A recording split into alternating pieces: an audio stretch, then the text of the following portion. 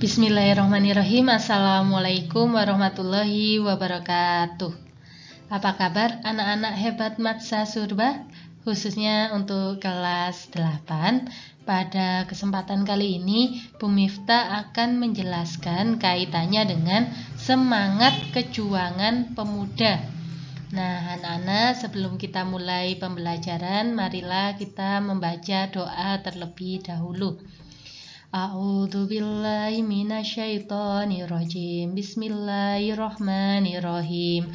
Raditu billahi robba wa bil islami dina wa bi Muhammadin nabiyya wa rasulah. Rabbi zidni ilma warzuqni fahma waj'alni min ibadikas sholihin. Amin amin ya rabbal alamin. Langsung saja anak-anak, Bunda akan membacakan kaitannya dengan kompetensi dasar yang akan kita capai. Yang pertama, memproyeksikan nilai dan semangat Sumpah Pemuda tahun 1928 dalam bingkai Bhinneka Tunggal Ika. Yang kedua, mengaitkan hasil proyeksi nilai-nilai dan semangat Sumpah Pemuda tahun 1928 dalam bingkai Bhinneka Tunggal Ika dengan kehidupan sehari-hari. Adapun tujuan pembelajaran yang akan kita capai pada pertemuan kali ini, yang pertama, siswa diharapkan dapat menjelaskan PNI. Nah, PNI itu apa? Yakni Organisasi Partai Nasional Indonesia. Yang kedua, siswa dapat mendeskripsikan perjuangan tokoh pahlawan nasional. Yang ketiga, siswa dapat meneladani semangat kejuangan para pemuda pada masa pergerakan kemerdekaan Indonesia. Yang pertama, kita akan mempelajari kaitannya dengan organisasi PNI, Partai Nasional Indonesia. Nah, partai ini didirikan pada tahun 1927 anak-anak, yang digawangi oleh tokoh-tokoh besar seperti I.R. Soekarno, Dr. Cipto Mangunkusumo, I.R. Anwari, Sartono, S.H. Budiarto S.H. dan Dr. Samsi. PNI ini merupakan kongres dan mencetuskan cita-cita sosialisme dan semangat non-kooperasi. Jadi yang diusung dalam partai ini adalah sosialis, kaitannya dengan bersosial dengan masyarakat yang lainnya yang ada di Indonesia. Berita ini pun mulai muncul reaksi dari pemerintah kolonial Belanda. Jadi setelah didirikan organisasi PNI ini, Belanda mengetahui lalu memunculkan reaksi. Nah, reaksi apa yang ditimbulkan dari didirikannya PNI ini? Yakni pemerintah Belanda menangkap para pemimpin PNI seperti I.R. Soekarno, Gatot Mangkuprajo, Maskun, dan Suryadinata.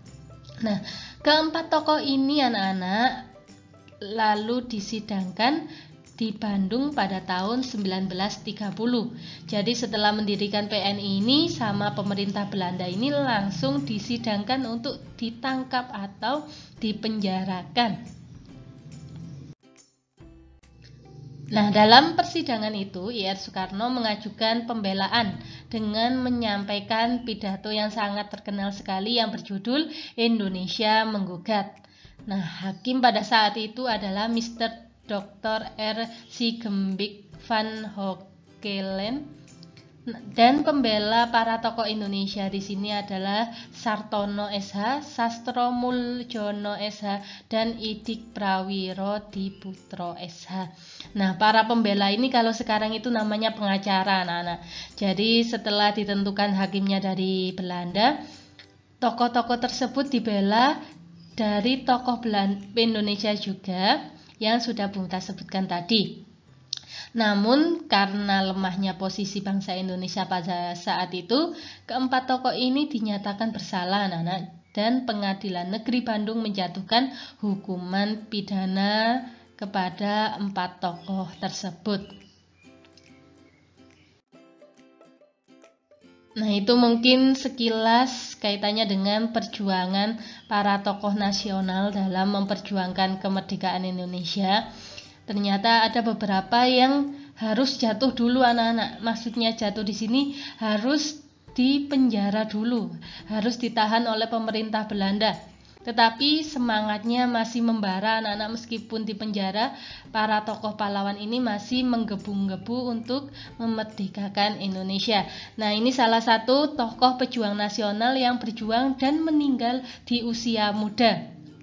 Yang pertama adalah Wage Rudolf Supratman atau W.R. Supratman yang kita biasa kenal anak-anak. Yang kedua Chairil Anwar. Yang ketiga Walter Monginsidi. Yang keempat I Gusti Ngurah Rai. Nah, setelah ini Bu Muftah akan menjelaskan satu persatu dari tokoh-tokoh pejuang nasional. Yang pertama adalah W.R. Supratman, lahir pada tanggal 19 Maret 1903 di Purworejo dan wafat pada tanggal 17 Agustus 1938. Beliau wafat ketika berusia 35 tahun. Nah, sosok penting dalam peristiwa Sumpah Pemuda ini pada tanggal 28 Oktober 1928 pada saat penutupan Kongres Pemuda II yang sudah Bunda jelaskan di pertemuan sebelumnya, yakni dengan diiringinya lagu Indonesia Raya yang diciptakan oleh W.R. Supratman. Nah, melalui gesekan biola inilah Indonesia menyatakan bahwasannya mendengarkan lagu ciptaan Indonesia Raya ini sebagai lagu kebangsaan. Hingga saat ini dijadikan sebagai lagu kebangsaan Indonesia Raya. Yang kedua adalah Chairil Anwar, lahir di Medan 26 Juli 1922. Dan ia ini bersekolah di Hollands Clandestine School atau HIS yang kemudian dilanjutkan di Mulo tetapi tidak sampai lulus anak-anak. Walaupun latar belakang pendidikannya terbatas, Chairil Anwar ini menguasai 3 bahasa, yakni bahasa Inggris, Belanda, dan Jerman. Namanya mulai dikenal ketika tulisannya dimuat di majalah Nisan pada tahun 1942. Chairil Anwar menciptakan karya yang sangat terkenal bahkan sampai saat ini seperti Kerawang Bekasi dan Aku. Namun belum genap usianya 27 tahun, Chairil Anwar ini meninggal dunia. Jadi Chairil Anwar ini juga salah satu penyair yang kita punya anak-anak sebelum kemerdekaan. Nah, karyanya itu bukan lagu seperti W.R. Supratman, tetapi karya-karyanya berupa puisi. Jadi bisa disebut sebagai pujangga anak-anak. Yang ketiga, Walter Monginsidi, lahir di Manado pada tanggal 14 Februari 1925 dan wafat di usia 24 tahun pada 5 September 49. 28 Februari 47 ia ditangkap oleh bala tentara Belanda di Sekolah SMP Nasional Makassar dan pada tanggal 17 Oktober 48 bersama dengan Abdullah Haddadi, H.M. Yosep, dan Lewang Daeng Matari, Walter berhasil melarikan diri dari penjara melalui cerobong asap dapur. Jadi beliau ini berusaha untuk melarikan diri anak-anak karena merasa tidak bersalah. Walter divonis hukuman mati pada tanggal 26 Maret 1949 dan pada tanggal 5 September 49 Robert Walter Monginsidi menolak untuk menutup matanya ketika dieksekusi dan beliau ingin melihat peluru menembus badannya sambil berteriak merdeka anak-anak. Jadi sampai hayatnya Walter ini tidak membela Belanda, tetap menjunjung ingin memerdekakan Indonesia. Jadi sampai tidak takut mati. Yang keempat adalah I Gusti Ngurah Rai, lahir di Badung, Bali, 30 Januari 1917. I Gusti Ngurah Rai diangkat menjadi Komandan Tentara Keamanan Rakyat atau biasa dikenal dengan TKR yang ada di Sunda Kecil. Ia merasa perlu untuk melakukan konsolidasi dengan pimpinan TKR pusat yang markasnya ada di Yogyakarta. Bersama Ciung Wanara, pasukan kecil Ngurah Rai 18 November 46 menyerang Tabanan yang menghasilkan satu datasemen Belanda dengan persenjataan lengkap menyerah. Perang tersebut dikenal dengan Perang Puputan Margarana karena sebelum gugur Ngurah Rai sempat meneriakkan kata puputan yang berarti perang habis-habisan. Terjadi pada tanggal 20 November 1946.